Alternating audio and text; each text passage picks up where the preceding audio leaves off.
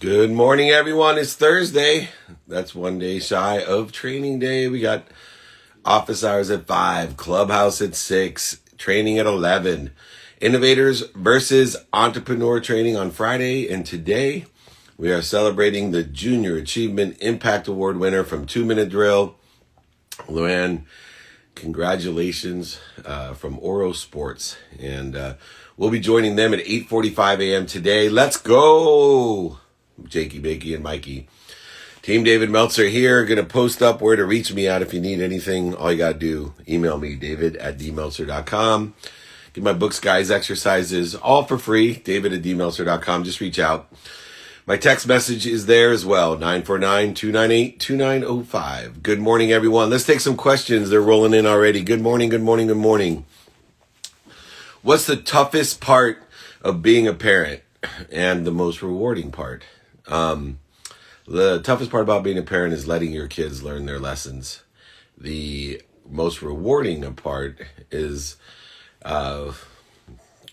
seeing them learn the lesson. So most difficult thing is letting them learn their own lessons, and the most rewarding thing is watching them when they learn the lesson. So that's awesome. Good morning, Justin. I haven't seen your text back. I gave you a query this morning. Christina, good morning, everyone. Let's get these questions rolling. What a great day it is. What are your favorite topics to speak about? I love speaking about good deeds and kindness, conscious continuum, in time. I love to talk about time. I think time is the most underutilized, understudied power that we have, and utilizing the strength of and speed of our thoughts versus the speed of time. And those are some of my favorite things to discuss. Although I like discussing everything with everyone. Not a big deal. Little sports call. What's the negotiation of an NFL contract like? Like any other negotiation.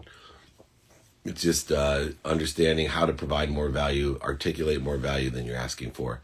What's your best advice to become a great keynote speaker? Practice, practice, practice, practice. Practice telling stories to teach your lessons. The more that you practice telling stories to teach your lessons, the better keynote speaker you'll be. And keep on speaking. Here we go. What types of companies do you like to invest in and mentor? Mentor any company. Any company I like, from the Fortune 10 companies that I help with all the way down to startups and individual solopreneurs. It doesn't matter. I just like to be of service and of value. Investing, I like to invest in companies that have a low risk tolerance. So I don't need huge returns. I like low risk and steady returns. Those are my best. That's my timing and risk tolerance. And it's important for everyone as you invest to know your own timing and risk tolerance and then align it with the investments that you have. So those are very, very important things that I see people make mistakes under. How do you pick your mentors? Well, I always pick my mentors very simply by someone that sits in a situation that I want to be in and ask them for directions. The easiest way to pick a mentor for me is to find someone that has what I'm looking for or is where I want to be and ask them for help how to get there. How do you study 12 hours a day? Well, studying to me is paying attention and giving intention to the coincidences that I want. I don't always study 12 hours a day.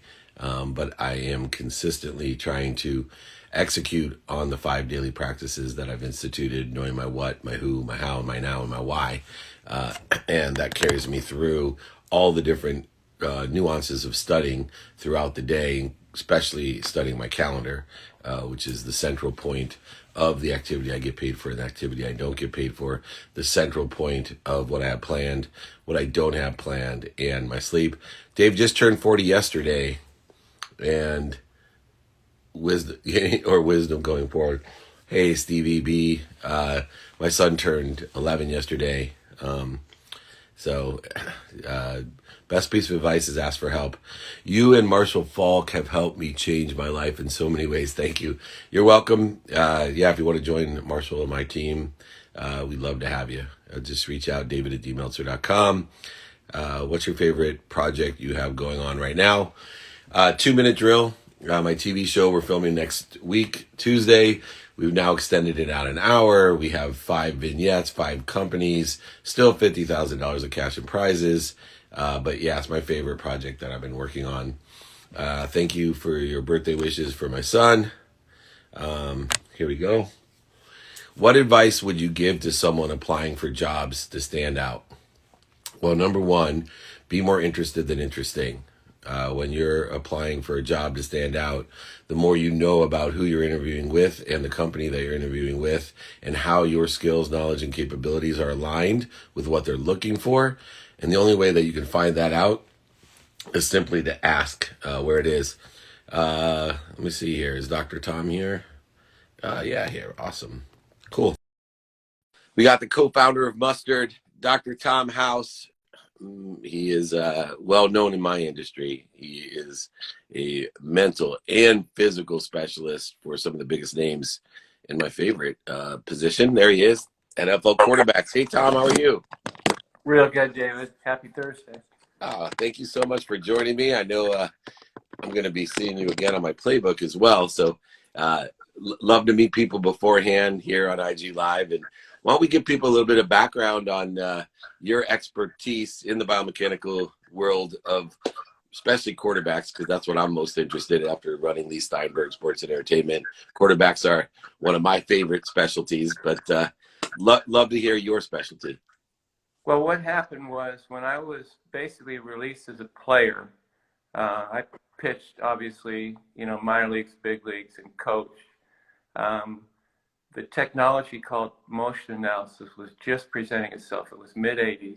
So I got a second mortgage on the house and got into it, captured data for 2 years without knowing what I was looking at, and then all of a sudden it started making sense. So we started looking at 3D motion analysis in 1986, and we'd already been throwing footballs. My pitchers all threw footballs as part of their training program, and it was an easy transition to figure out that throwing a football and throwing a baseball were virtually the same thing. A little different timing, a little heavier weight, but quarterbacks and pitchers are the same animal, exactly. Wow. And do you know Buddy Bialanca? Do you know Buddy? Buddy was one of the first performance psychologists out there. Do you actually know Buddy? He's a treat. Oh yeah, Buddy, and I've looked at a few of his deals, and so interesting. Now he can utilize his philosophy with all different sports. Are yours only in the throwing mechanics, or can it be utilized like Buddy in car racing and all the other areas? Well, Buddy is a mental emotional guy. My PhD is actually in performance psychology, but when any athlete comes to us, we work the most with rotational athletes, but anybody that throws or swings at something, when they come, they get biomechanics, they get functional strength, they get mental emotional management, and they also get nutrition and sleep for recovery. Those are our 4 pillars for health and performance. So you come for one, you get the other 3, and vice versa. I love it. And most importantly is the kind of psychoanalysis, because, I'm a huge mindset person. And also, by the way, I think in that mindset construct that I study and execute on, recovery has come to the forefront. I don't know if but I'm a huge sleep, not just for recovery of the body, but the access to what I call the great light and source of energy and unbelievable love that we get while we sleep, and we can actually plateau and grow our days instead of live the myth of Sisyphus. Too many people, especially athletes from my 30 years in the industry, they wake up with the boulder at the bottom of the hill like Camus' The Stranger instead of waking up at a higher frequency. How important is the mind throughout all of the 4 pillars that you have? Well, Yogi Berra said it best for me, that 90% of sports are 50% mental. And the bottom line, most kids go home, male and female, go home from sports because of what's between their ears. So the sleep thing, the neuroplasticity that REM sleep gives you, and understanding that the first 4 hours of sleep are about physical recovery is actually huge for no matter what the age of the athlete is. So we have a little stat test we run them through to actually help them identify how they sleep and how much they should sleep.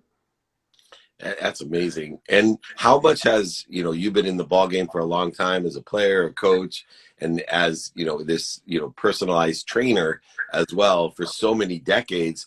What has been the biggest change throughout the decades here, especially in the last 5 years with the, you're on the data side and the exponential capabilities of data and analytics of data have been incredible. What's the biggest change you've seen? Well, David, you're setting me up perfectly here. It sounds like we rehearsed this, but that's obviously, I'm old. I'm 74 years old, so I still remember old school. Now, I don't know how old you are. I hear you have an 11-year-old child, so you're not as old as I That's am. baby. Yeah, that's baby oops. But yeah, I'm 53. Okay. Well, I'm old enough to have seen you play baseball, though. okay. If you remember that, you are old school. But the bottom line is a lot of what old school was, people had opinions and thoughts on how to do stuff, but they didn't know why. The current generation has the blessing of technology and the ability to measure, the ability to quantify, and that's the difference maker. Where people still come up short is once you've quantified and measured, do you have a deliverable? Do you have a teach that will help the individual fix what is wrong with them? So I got lucky. I hit the crease perfectly between old school and new school, and I think we're still relevant because of the technology we're having, especially you mentioned new startups and whatever with this Mustard app that we're coming up with. We're democratizing everything that the elite, and you've dealt with elite athletes and performance your whole life. We're actually putting it on a cell phone so that a mom and dad of a 12-year-old can access it from Biloxi, Mississippi, or whatever it might take. I'm really close friends with Gene Tennis, who you may know, and Boat and I had a conversation about old school and new school, and obviously he finally retired because he just couldn't connect as well with the new school thought process, and where he comes from in straight grit and grime and work ethic, and Right. he's one of my heroes, clutch player, but he was talking about analytics and what I thought about data and things like Mustard, for example. And I told him, throughout my career, and I got to play, some of these guys that you coach, the Aikman, the Moons, the Youngs of the world, the Sabathia, the Ramirez, all the incredible athletes that I was around. It was that they had, through practice and through talent, clarity. They had clarity, balance, and focus, which created what is the old school inspiration or confidence. The thing that the reason Tom Brady was drafted, because you couldn't see the special sauce in him. And what I tried to explain to Gene was, the clarity, balance, and focus portion, which creates this confidence and inspiration and this the sixth sense, we'll call it, whatever it is, the intangible. Data helps. It helps create clarity, balance, and focus, and that's why it's so valuable. And how much of the mindset side of teaching the kids, hey, this is how we look at the data, because I've seen data get in the way of the younger generation as well, that they think it's all about the numbers and they forget you still got to perform. Without a doubt, you nailed it. Remember that the human element is very hard to measure. The statistics that are out there, the analytics are out there, are all based on large number analysis, but it has to be specifically applied to you as an individual. So unless you can take a process, your process, and trust it, the difference between cocky and confident is you can go between the lines knowing that you've done everything you could possibly do to be the best you could be. The numbers are a tool. What people seem to forget, the numbers aren't the answer. The numbers, the analytics we're looking at, are a tool to focus on the direction you need to travel to get better at what you're doing. And if you look at it that way, numbers don't run the show. The numbers are there for human beings to run. And that's, if you personalize all the artificial intelligence, then you have the power of play, the creativity of play, which nobody can measure. And then I'll throw one more thing at you just because it sounds cool. The zone that everybody's searching for is when thinking is inversely proportionate to the stimulus of the environment. So the people you're watching on Sundays or in World Series games or in NBA playoffs, those athletes have Occam razored it. They've made it the simplest thing that they need to do. They don't overthink it. They just go out and do it. So analytics are part of the thinking process, but you got to get rid of it. You got to stop thinking when you want to do. Did that make sense? Oh, it does. And I'm going to be, it'll be what I call in my non-time, that 4 a.m. to 7 a.m. period. I'll be studying this piece right here because I really want to delve in deep. I'm a student of this stuff. And, you know, we're living proof, though, Tom, that we're living in the crease. Just the fact that two old guys like us know how to use Instagram Live, things must be going well for us. Well, the fact that I even know what Instagram is a miracle in itself. Yeah. Well, everybody can find you at Team Mustard, which is MSTRD, and Team Mustard, same spelling.com. We'll post it up in the notes. Thank you so much for all you're doing in sports. Dak Prescott, Drew Brees, Tom Brady. Need I say more in credibility of performance? So that's a great host of talent that you have. We'll see you soon on my playbook as well. And what a great entrepreneur you become. Thank you so much. Thank you, David. Have a blessed Thursday. You too. Be blessed. Thank you.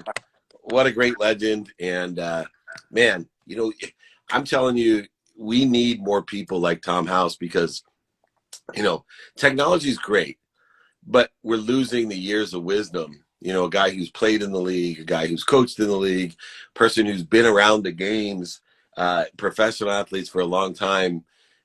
You know, if we can get even a high level understanding of the technology, we can make it applicable to the real life emotional intelligence, adaptable intelligence that's been created.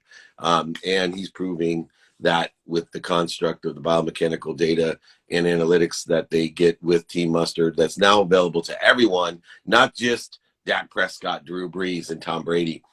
Thank you so much, Tom House, Dr. Tom House, for joining us. Woo! I love Thursdays. You know, tomorrow I'm doing training on innovator versus entrepreneur. Innovator versus entrepreneur. And we're going to kick it to show the difference of that creativity and the execution upon that creativity and the inverse relationship, as Tom described, of that. Colleen, yes, I loved hearing his story as well. What a great guest. Can't wait to have him on the playbook for entrepreneur. You know, it's featured on Entrepreneur, Spotify, Apple, Google, everywhere. It's one of the top podcasts in the world. And that's why, because we'll get some great guests like Dr. Tom House. All right. Is my friends from Global Citizens here? Oh, hold on one second. I am looking, Akila. Here we go. Is Akila here? Akila had a quick question live, and I wanted to see. Yeah, there we go. This is my friend Akila at Little Global Citizens, and CEO and co-founder of Little Global Citizens. And Akila and her husband, where is she? Hi. Hi. Good morning, David. How are you? I am fantastic. Thank you for joining me. Give me a little bit of background on Little Global Citizens, and I know you have a quick question for me. Yes, I do. So Little Global Citizens, we're a children's subscription box company. We teach kids about countries and cultures of the world, and we do it with the goal of fostering open-mindedness in the next generation and an acceptance and understanding of all people. So my question is, as it's becoming increasingly obvious every single day how important it is for the next generation to be raised with these skills, I'm struggling with finding a balance between wanting to give everything away and not cannibalizing our business. And I know you talk a lot about value, giving value away for free. So can you help me find a balance there? Yeah, so what I found is that by giving everything away and then creating a construct for those people that want more. So when if you are willing to give everything away, people will want more of certain things. They'll want more intimate access of certain things. They'll want a better explanation of certain things. They'll want a quicker way to consume or to concentrate on those things. And each of those areas are where you then can monetize an audience. I have a standard, whether you're giving everything away or not, and it's, am I capable of articulating the quantifiable value of what I'm providing to exceed what I asked for. So free is easy, right? That's why most of everything I have is free, because I can easily articulate that free is greater than what I'm asking. My value is greater than free. But in every construct, I try to give everything month to month. I guarantee 100%. Even if you get into a financial crisis, that's good enough reason for me to return your money, because I want to live in abundance. I want to prove with an open mind and faith, and blend that faith with the currency of money, that I am willing to walk the walk when it comes to being of service and of value to others. And it's not that I'm giving to receive, I'm actually receiving so I can give more. Yeah, I've heard you say that. I think that's great. And yeah, that's where I've been trying to figure out that balance. Like, how much do you give for free without all of a sudden you've given everything away for free and then there's nothing left to give? So yeah, I found when I gave everything away for free, there was more that people wanted, and then I could utilize that to articulate that value and receive something back. And I started with my book. Everybody else was so worried about selling books, and they didn't sell any. And my book is always free. And I think last year we gave away over 20,000 books, but somehow, without ever asking one person to buy a book, not telling them where they can buy the book, I sold more books last year than I've ever sold, over 100,000 books, by giving 20,000 away for free. And that's not counting the ebooks and the auto books that I give for free. That's hard copy books. So I think there is a temperance between faith and currency of money. And it's one that's progress. You'll learn as you go. But I think, really focusing in on how do I monetize the community that asks, so I don't have to sell to the community what I already can give away.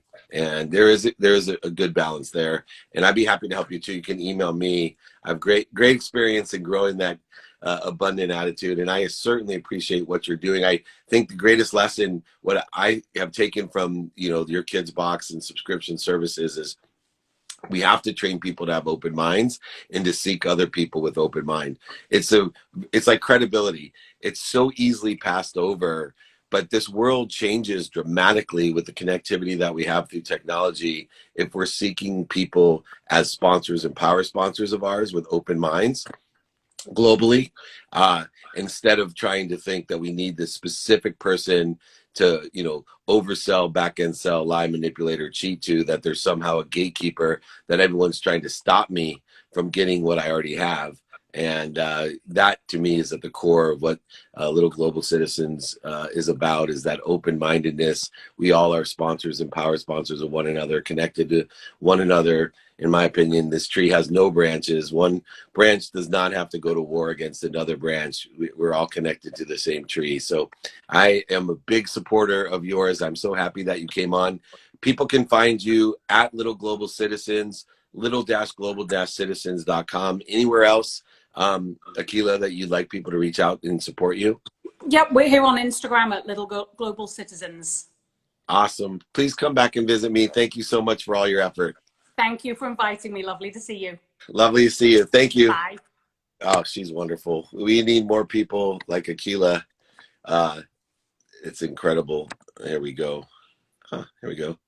All right, moving right along. I don't know what time it is. Let me take a quick question. Dominique, you're right. Akila is amazing at Little Global Citizens. Team David Meltzer posted that. Reach out to me, david@dmeltzer.com.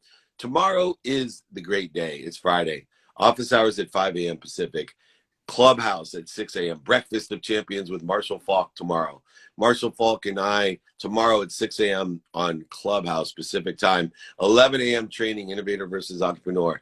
Everything's available on the Playbook. Just download it, save it, share it, like it. The Playbook, one of the top podcasts in the world. The Playbook, download it on Entrepreneur, Amazon, Apple, Google, Spotify. I think I've named everything. Just whatever you like, it's going to be featured there. The Playbook. All right, let's take a quick question and then bring our final friend on. And then we're going to go over to JA Worldwide. If you went back in time to try and play pro sports, what sports would you pick? Golf. golf. I think size wise, skill wise, and longevity wise, I certainly would have loved to play golf in college. If I could play on the amateur or the pro tours, or just be better at golf, that would have been it, to play pro in golf. Justin gets it. What other sport can you just hang out in the nicest places in the world with the richest people in the world, eat the finest foods, drink the finest wines, and get to play every day a sport till you are extremely old. There's Jonathan Wells, my boy from Ohio State and the Houston Texans, running back. I guarantee if you ask him, he'd much rather be swinging a small club than getting pounded like Earl Campbell was in Houston. Whoa, my goodness, it's different life. You can play till you're 70, at least 70, Justin, and then be honored till you're 90, right? So you can play competitively till you're 70 and then be honored for the next 20 years by the nicest places and people in the world. It's crazy. All right. Kavita is here. Hopefully she is our winemaking TV and media personality. Let me find my friend. There we go. What a great day it is. All right. Kavita Shania, welcome, our TV personality, winemaker. Hi. Hello. Hi, how are you? I'm good. How are you doing? Very good. What's that background? Where are we? I'm in my office. This is Fort Lauderdale. Oh, Sunny you're Fort Lauderdale. I could see the water. I was like, it must be either Florida or California. I couldn't tell by the building behind me. It's Florida. You got the palm trees give it away. They're different style than California. They are. You are right. Well, thank you so much for joining me. And Thanks for coming. what a treat. I want to talk about, and you're going to have to talk about your rosé. And it's Well, first I wanted to say, before I hate to interrupt you, but you were right about the golf. I was thinking about, everyone asked me, like, do you want your son to play football? No, I want him to be a golfer. Come on. Daughter, no. My daughter does Krav Maga, and I want her to play golf. That's it. Yeah, I know. And they resist what we persist, right? I have tried my best. I enticed them, and they all play, but, they much rather play the other sports and do the other things. But well, I suck at golf. My handicap is my swing because I'm constantly hitting the grass no matter how hard I try. I always tell people, they ask me what my handicap is. I used to own a golf course, and I would always say, they say, what's your handicap, Dave? I said, are we betting or are we bragging? I have two different handicaps, I learned. I love it. No, really, though, what's your handicap? Yeah, about 15 right now. Not bad. Not for 4 kids. I play very rarely, but I love. My problem with golf right now is I love to play so much I can't play, because if I start playing, it'll cost me millions of dollars because I won't pay attention to what I need to do. Because it takes a lot of time. It's not like something that you can just do one weekend and then pick it up 2 months later. I mean, you got to do it constantly, Yeah, exactly. But it sure is the best sport to be a pro in, for sure. And it's taking a resurgence now that gambling is becoming legal. One of the funnest things about gambling is golf and gambling go so well together. And they're going to find it's going to have a resurgence. People are going to be betting whether somebody else misses the putt or not instead of you. It's so fun. Listen, I like 9 holes, and then I like to go and have a drink. So that's all right. Well, then when I get to Florida, you and I are going to play 9 holes. Done. I'm a back 9 guy, so I'm with you. I'm with you. Awesome. That's awesome. Well, let's talk about what you're doing, your great wine making abilities and business. I'd love to have you give us a quick overview. Well, I hear that you like wine, but do you like rosé? I like rosé. My wife loves rosé, so I've learned to like rosé because at first I would be a cab person for sure, and then my wife exposed me some really nice rosés. So here's the thing. I feel like men are like, I can't drink a chilled wine. I have to have my red cab with my big glass. It's like, okay, I get it. Okay, but rosé. That's so good. I like your imitation of me. That was good. Because all men are like, I drink a nice cab, whatever. Okay, we get it. But rosé is red wine in white wine clothing. It's made from red grapes. And for people that like white wine, all the ladies are like, I love my wine chilled, including me. I like reds and whites because ladies like to drink more than men. So we can't be drinking like a lot of red. We'd be dehydrated. Our lips would be purple and we'd be slurring. So white wine, a little less alcohol. We can, go to happy hour, continue to dinner. And so rosé is chilled. So women like it, men like it. You go to Europe, everyone's drinking it. It's just in America where I feel like fellas are like, oh, it's pink and it's chilled and whatever, but it's really red wine. And how does red wine now? I know there's a lot of the guys that come on here and women, it's in the there's like canned rosé, canned wine. So I've been, I speak with the people I work with and they're like, come on, bring out a can. And I said, well, then I got to get cheap juice because I'm not putting good juice in a can. So yeah, a lot of the canned rosé, it's fun. Like, it's like you just grab and go. Like, I mean, they have frosé that you can just take out of the freezer and you can just throw it in your beach bag and whatnot. I love all that, but you're not going to want to put like, your finest juice in there. Number one, it'd be costly. And again, you're not going to also make frosé from really good wine. So back to my wine, it's Chenin Rosé, and it's from right outside of Saint-Tropez, and I didn't rhyme on purpose, but yeah. And it's made by this amazing domain, this family that I've been working with since 2017. I went to this conference, I met them, I immediately loved them. I like tried over 100 different wines from 100 different winemakers from like Italy, Spain, everywhere, France. And they actually won the gold medal at the end of the whole like business conference. So I knew they were the people to work with. We've been working together ever since then. It's a small domain, we're a boutique brand. So it's not like we have a million cases.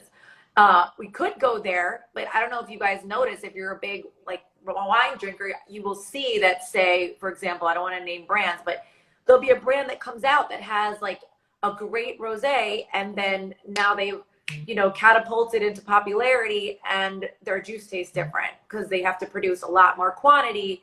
Therefore, they got to get grapes from so many more places and it doesn't taste the same. So for sure, like we want to expand as well, but I want to maintain like the integrity of the juice. You know what I mean? So yeah, but it's really good. I would love to send you some. I would absolutely love that. I'm sure my wife will even love it more. I'm really curious about one thing because, so many entrepreneurs have great ideas and they sit at conferences and they travel the world and they see things that they're like, this would be extraordinary business. I should partner with them. And then they don't do anything about it. Yeah. Or if they do about it, they quit on it. For you, where did it come from? It takes a lot of fortitude to do what you did, which is, find the right partners and then execute, deliver, distribute, and then have the wisdom not to oversell it as well and keep the integrity of your product. Yeah, I think that it's just like, just as a kid, I'd always see my dad, he was a robotics engineer. And then my little sister had like a little health issue. So then he started learning about health, listening to AM radio. I don't want to age myself, but that's what they had back then. You'd be in the car listening to AM radio. So my dad learned. You don't look that old, so you're not aging yourself. Well, there's science. No, I'm kidding. Rosé. It's rosé. It's the rosé. So my dad like learn all this stuff about, nutrition and stuff to help my sister. And then he started his own business. He went out a robotics engineer, like left, like the cushy corporate thing. And then went and started his own business. So I watched him as a child just like grow that business. And then he would invent things and just do a lot of things with his hands, and he never had fear. So for me, and sometimes, sometimes I'd see him like making so much money, and other times I'd see him like, in the red, and, like one year we'd be like, 50 Christmas presents. The next year it's like 10, that's how you think when you're a kid. Now you know how my kids felt. Right? No, so I saw like the ups and downs. It wasn't always success. But to me, it was like, I was always happy as a child. So I never really defined failing or winning as success. I defined winning as just doing everything you want to do and just going after it. And so, with the wine, my background's, I was a broadcaster. I did NFL sideline reporting, worked for the Jaguars. So what am I doing in wine? What do I know about wine besides the fact that I love it and I consume it? So, but really, sometimes that's really all you need to know to get started. And then you learn everything you can. And I'm a person that kind of just like jumps in. So I just did that. I got pregnant, like literally at the same time I launched the wine, which was awkward. So. You're not, there's something in the air, because that seems to be, I get to meet so many entrepreneurs. I can't tell you how many women, it's like, oh, and then I got pregnant. I'm like, what? Oh my gosh. And I remember my kid's father telling me, like, you know, just, you don't need to do this. Like, you're fine. We're fine. And I'm like, I know I don't need to do this, but I'm not just going to give up now. And then I hate to say this because a lot of us women feel this. Like, I hate the word just a mom, because I was like, what am I going to, like, just sit home and just be just a mom, which is so silly to think that way, because moms literally, it's like the hardest job on the planet, right? Yeah, for sure. But a lot of us women will have like that thing on our shoulder where it's like, no, like we have to like get after it still, like, you know, accomplish things. And so I was doing that while I was pregnant, and actually I loved it because it was like, I was busy, you know, I did like a 5K the day before I gave birth. So I like to be busy. So Oh my God. I have the other side of that, because I went BK, you know, lost over $100 million. So my kids, you know, went from whatever they wanted to like one Christmas present or one gift, and a rented house with rented furniture. But my wife was pregnant while we were going through bankruptcy. And so the hormones with our fourth child, who, you know, had his birthday yesterday, he's 11 now, but, you know, baby Oops was on his way. And I swear, one time, this explains it, as a pregnant woman, you'll get this when you were pregnant. I'm driving, right? I've screwed up everything. I'll kick my coverage. My wife is extraordinary. I'm driving and she's looking at me like she's going to kill me. And I was like, what? I'm like, what did I do? She looks at me. She goes, I don't like you, and I don't know why. And so, like, the hormones were raising. I'm like, okay, I will just drive quietly, Miss Daisy. I am so sorry. I'm going to get us through here. But that was a great motivator for me to, you know, as you probably saw your dad, to make a quick comeback. The cream rises to the top. You just keep moving on. I called it $100 million investment when I lost it, because I was investing in my future, and my future now is so bright that it was well worth it. Now, at the time, I'm not sure anybody believed me. I'm not sure I believe me, but what a great journey you're on. Now, where can people find Shanae? It's, how do I pronounce it? Shanae Rose? Shanae, it's my last name, Shanae Rose. Shanae Rose. Do I have to do the hand motions? Shanae Rose.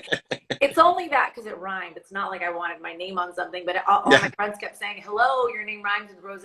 So yeah, but it's so right now we're in Florida, we're in Georgia, and we're in New York. Last summer we launched in the Hamptons, and this summer I'll go back all summer because, you know, there's more restaurants that want to carry us, and Florida is a little slow in the summer because it's so hot. I don't know how this summer will be, because now, like, literally there's no real estate here because everybody moved here from California and New York from the pandemic. So maybe this summer will be busy, but typically Florida is slow in the summer, whereas, like, say somewhere like New York type place, that's the time to party and drink that rosé. So that's where I think beginning of the summer is going to be super duper busy, and then people are going to catch on how much it sucks, and they're going to leave. Yeah, it's too hot. They're gonna come rent my beach house in San Diego. I'm telling you, we're gonna be booked. It's people that are not from Florida are going to have a rude awakening this summer, because it's like, listen, it's like being in Vegas. It's hot, but it's humid. Like, Vegas is that dry heat. Here, because I have two sisters that live in Vegas, and every time I go there, it's so hot, but it's not like here. It's like sweltering. When you go outside, listen, I don't care if you're a lady or if you're a guy, you want to go out to dinner somewhere or whatever, you go outside, the minute you walk outside, sweat everywhere. And then you're in the air conditioning. I lived in Coconut Grove right after law school. And then you're sweaty, and then you go to air conditioning, and it's like, what am I doing here? I'm jumping on an airplane. I'm going back home to California, and that's what I did. Anyway, thank you so much. You are a gem. I can't wait to do more things with you. Gladly, I will promote that rosé. I'm going to try it out, and I will not be this guy anymore. Oh, the tablet. No, I want to see you holding the stem with my rosé in it, going like this. Like, because perfect. you can't hold the glass because you don't want to like make the wine warm. Yeah, exactly. So we're gonna get you some wine, and maybe like you do like a later thing, like a happy hour live, and then you have some. Okay. I love it. I love it. Thank you so much. What an incredible story. Awesome. Check out Shanae Rose, ShanaeRose.com. Thanks, Meltzer. At Kavita Shanae. Thank you. We'll see you soon. Yeah. See you on Clubhouse. You're amazing. You are. Bye-bye. Bye. Oh, that's awesome. Oh my God, that's a real entrepreneur. I love when it's, you know, just a real entrepreneur, someone that just finds an idea, figures it out, and provides a great value to people and believes in the niche and doesn't go outside of it. Johnny Wells on fire. Good to see you. All right, let's take one question. Where am I? Thursday. Yesterday was More Good News Wednesday. It's Ask Me Anything Monday. Trainings on Friday. We got an active Friday as always. Number one, 5 a.m. office hours, 6 a.m. clubhouse with Marshall Falk tomorrow. Hall of Fame running back Marshall Falk and I on Clubhouse. Come see us. And 11 a.m. training. Luanne DiBernardo, we're going to go join you at 8:45 right now. Give you your Junior Achievement Impact Award as Chief Chancellor of Junior Achievement with all the great people like Jack Canfield and Bob Proctor and Mary Morrissey, et cetera, et cetera, et cetera. Brian Tracy. We all are going to honor you. Junior Achievement Impact Award. Over 100 million alumni around the world. Incredible organization.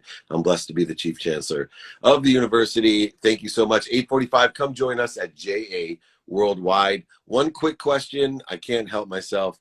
I am just have to do it. What value should someone have to build a successful business? All you need to do is build value and be able to articulate that value greater than what you're asking for. It has to solve a problem or fill a need, as Sharon Lechter will tell you. Solve a problem, so fill a need, articulate value greater than what you're asking for, and you will be golden. Reach out to me if you need me, anyone. David@dmeltzer.com. My books, my guides, my exercises. The playbook replays everything. Billionaires, millionaires, entrepreneurs, celebrities, athletes, entertainers. Please join me on the playbook. Download it. Spotify, Entrepreneur, Google, iTunes, wherever you want. It's all there. The playbook. Check it out. And remember, most importantly, we'll see you in about 4 minutes on JA Worldwide. Most importantly, be kind to your future self and do good deeds. Thank you so much.